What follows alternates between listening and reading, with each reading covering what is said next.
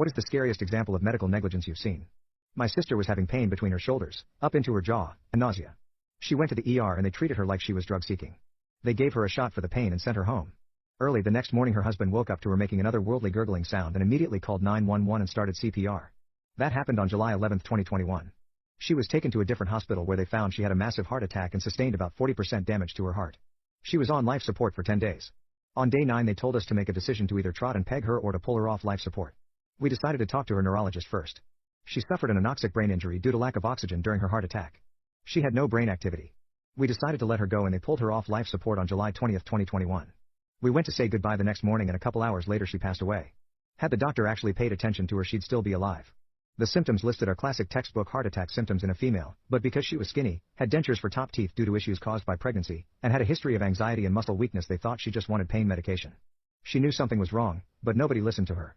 A few months later, my at the time 4-year-old fell out of a buggy at Walmart with his babysitter. He needed stitches and was bleeding profusely so I told her to take him to the closest hospital despite knowing they don't pay attention. He kept telling them he was dizzy and felt like he was going to throw up. They said he didn't know what he was saying and that he was probably just coming down from an adrenaline high. My child has always been in tune with his body. He knows when something isn't right with himself. So against my better judgment I just took him home and monitored him very closely. The next day, after a long and scary night of having a hard time waking him, I called the pediatrician and told them what happened. They told me to take him to the children's hospital and sure enough he had a severe concussion. Luckily no brain bleed. His stitches were also done very poorly and the no problem was just as upset as I was with the entire situation.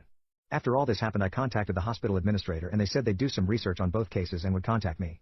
I received a letter in the mail about a week later that basically said, "We are so sorry about your sister and your son. We will take this information as a learning experience." My sister died for a learning experience? My niece and nephew lost their mom for a learning experience? My son could have died for a learning experience? We never really talked about what to do legally as a family. If I could, I'd sue the crap out of the hospital and the doctor. We don't want their money. We want his license.